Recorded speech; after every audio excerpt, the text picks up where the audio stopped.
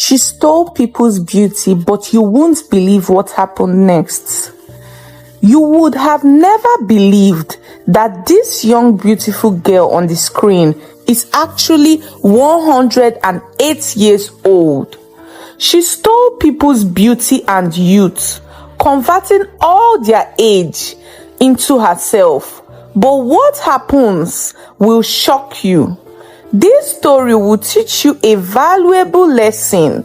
In the quiet village of Umuoke, where the evening wind carries secrets, lived a woman called Koko.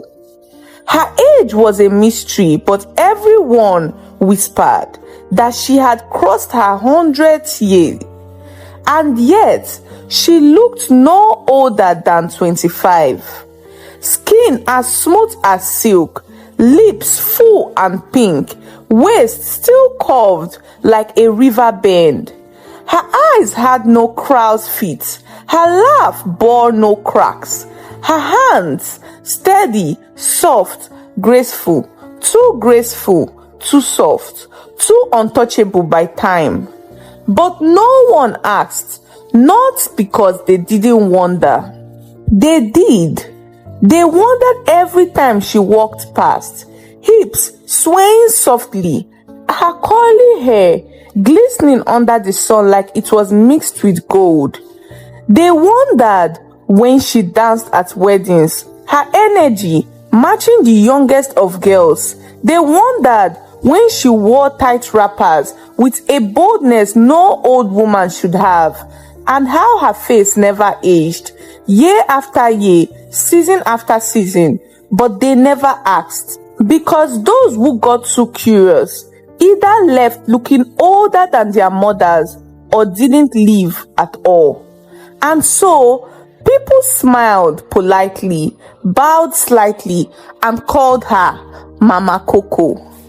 She ran a small hair salon, a quiet wooden room at the back of her compound, with cracked mirrors, faded posters of 90s hairstyle, and an aroma of hair cream mixed with something no one could name.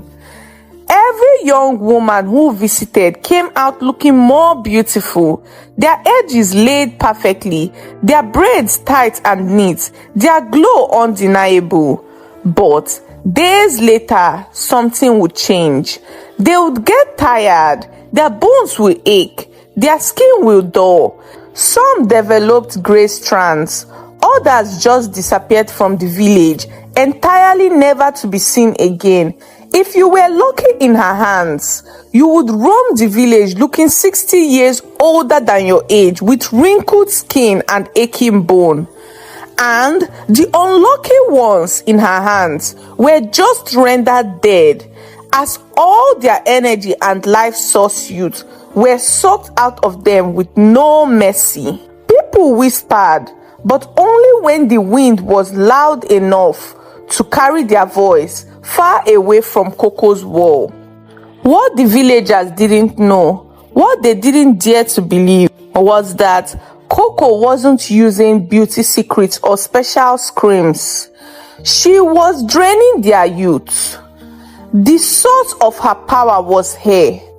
Koko had long discovered that a woman's strength, her essence, her bloom, it lived in her hair, especially when it was alive, thick, curly, full of dreams. And with her fingers, soft, gentle and deceptive, she would take it. Each braid she wove was a silent ritual, each cornrow a slow siphoning, each twist a trap. Over the years, she had harvested life from dozens of women. Her most powerful harvest, her own daughter Nnenna. Nnenna had grown to be more radiant than even Koko in her youth. A soft smile, laughter like wind shims, hair so full, it looked like the sky could rest in it. But Koko was scared. She was losing her glow. Her charm had started to fade. She could see the faint lines near her eyes, the shadow of age creeping in. And so, one rainy night, while Nnenna was asleep, Koko braided her hair. By morning, Nnenna had aged 40 years. Her skin sagged, her teeth loosened. She died by sunset. Koko wept at her grave, but not from grief, from guilt and fear. She knew she would never stop. Her granddaughter Chisum was next. That one ran. She had caught on too fast, felt the ache in her bones after a simple hairstyle, washed her hands, wrinkled in the mirror. She screamed into the streets, her voice cracking. "She's a thief. She stole my youth. Look what she did to me." Her face aged beyond belief, terrified the villagers. But even then, no one dared to accuse Mama Koko.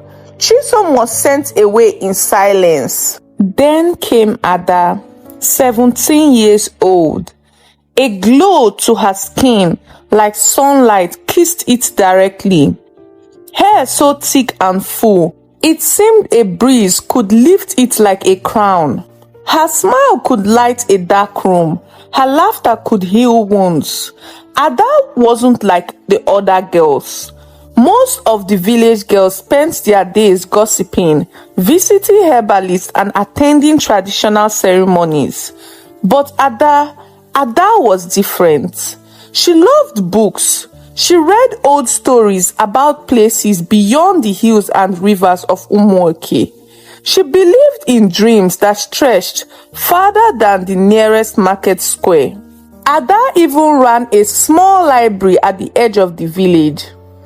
A dusty little room filled with tattered novels, worn-out Bibles, and donated school books. Children would gather there after chores, sitting cross-legged, while Ada read to them about distant cities with glass towers and bright lights. Most importantly, Ada was a Christian. In a village where ancestral worship and herbal rites ruled the hearts of many, Ada clung tightly to her faith. She read her Bible under the stars. She whispered prayers before sleeping. She wore a tiny cross on a chain around her neck, and Koko watched her. From the first moment she saw Ada dancing at the harvest festival, laughing, her hair bouncing in the sunlight, Koko knew this girl was different, full of life, full of dreams, full of the exact kind of energy Koko could feed on for decades. But Ada was cautious. Her mother, Mama Ifeoma, had warned her. Not everyone that smiles at you wishes you well, she said, pressing a protective hand on Ada's head. There are ancient things in this world, child. Some things only God can save you from. Be careful whose hands touches your hair. And Ada listened at first. One evening, Ada and her best friend Amara sat under the old almond tree outside the library. Their conversation soft in the fading light. You know Mama Koko can make your hair look like a queen, Amara said, twirling a strand of her own newly braided hair. You could come with me next week. Everyone is going. Ada frowned, closing her Bible gently. I don't know. Mama says I shouldn't let just anyone touch my head. Besides, I feel strange about all these herbal things. Amara laughed. You're too uptight. It's just hair. Besides, Mama Koko is sweet. Everyone loves her. Ada smiled faintly but said nothing. Deep down, a little unease pricked her heart like a thorn. Koko was patient. She didn't rush. Instead, she began a slow dance of kindness. She would pass Ada small gifts, ripe mangoes, sweet yams from her farm. She would greet her loudly in the market, praising her beauty, blessing her loudly for all to hear. She would come to the library with little children in tow, pretending to encourage learning. She became the doting Auntie Koko everyone trusted, and slowly, Ada's guards fell. Maybe Mama Koko wasn't so bad. Maybe she was just misunderstood. Maybe the stories were just fear passed down like old superstitions. Finally, one warm afternoon when Ada's mother was away visiting her sister in the next town, Koko struck. Amara had just gotten her hair done, fine cornrows, sleek and perfect. "You have to come, Ada," she gushed. "She's so gentle and so fast. Come now." She said she has a free slot this evening. Ada hesitated. She glanced at her Bible lying on the shelf. She heard her mother's voice whispering, warning her in her head. But Amara was already tugging her hand, laughing. And Ada, young and curious, full of that dangerous yearning to belong, she followed. The beads at the entrance of Mama Koko's salon clinked softly as Ada stepped inside. The room was dim, the air thick with the sweet, heavy scent of melting hair cream and something else, something metallic and old. The cracked mirror on the wall caught her reflection. Wide eyes, nervous smiles, hair tumbling down her back in wild curls. Koko turned from behind the corner and smiled. A slow, almost too smooth smile. "Oh," she said, voice like silk, "you finally came." Ada nodded shyly. "Just something simple, please. Neat braids." "Of course, my child." Koko called. "Come, sit." A simple candle flickered beside the mirror, its flame swaying in an unseen breeze. Koko's fingers twitched with excitement. She could feel it already, the pulse of life under Ada's scalp. The strength, the dreams, the hope, it surged through the air like electricity. This was it.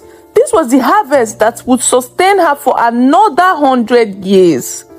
Koko smiled wider, picking up her comb. "Relax, Ada," she said soothingly. "You are safe here." Ada sat, and as Koko's hand touched her hair, a strange chill ran down her spine. The sun had begun to set when Ada left Mama Koko's salon. At first, she felt fine. Her scalp tingled lightly, the braids tight against her head. Mama Koko had tied colorful beads at the end, and they clinked softly with every step Ada took. She smiled faintly to herself, feeling beautiful, feeling grown. But as she crossed the village square, something shifted. It started with a dull ache at her back. Then her knees trembled slightly, so slight she thought it was nothing. By the time she reached the first fork in the dusty road home, her chest felt heavy. Her arms, which had once moved with easy grace, now swung stiffly at her sides. Ada stopped walking. The world tilted for a moment. She pressed a hand on her forehead. It was burning hot. Confused, she stumbled forward, heart pounding. Back at Mama Koko's compound inside the dim salon, Koko sat hunched over a blackened clay pot. Inside the pot lay a single strand of Ada's hair, carefully coiled. Around it, Koko had poured oils and herbs no one in the village dared to name. She whispered under her breath, voice dry and cracked like old leaves. "Ye spirit of youth, ye spirit of bloom, drink and feed. Take her light, take her years, seal them into mine." The pot hissed, smoke curling up like phantom fingers. Koko's body shivered violently, and then her skin stretched smooth again. Her eyes, once clouded with rage, Her eyes, once clouded with age, shone bright and young. Her lips plumped, her hands steadied. She laughed a sharp, wicked sound. She had done it. Ada's youth was hers. Ada staggered into her house, barely managing to push the door open before collapsing onto the floor.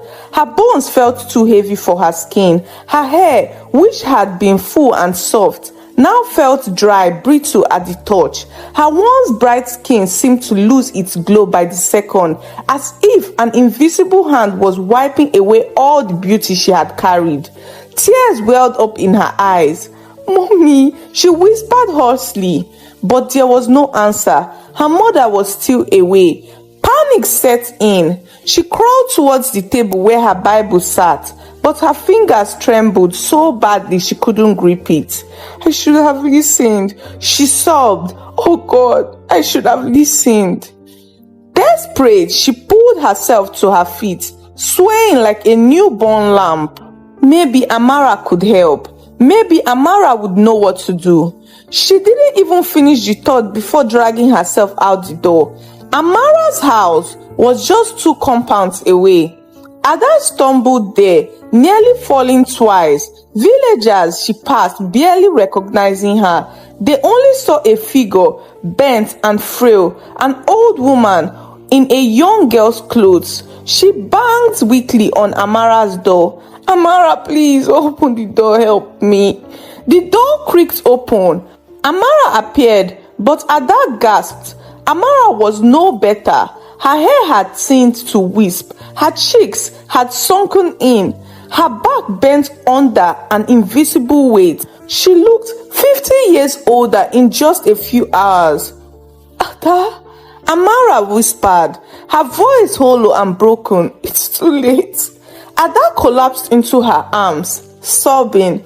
"What happened to us?" She cried. "What did we do?"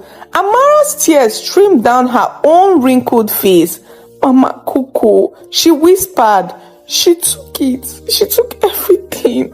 The 2 girls, barely recognizable anymore, clung to each other, rocking slowly like leaves battered by the storm. But deep inside, Ada knew no prayers could undo it, no doctor could fix it, no tears could bring it back. Her life, her dreams, her beauty, her future, gone, taken strand by strand, just like her mother had warned her.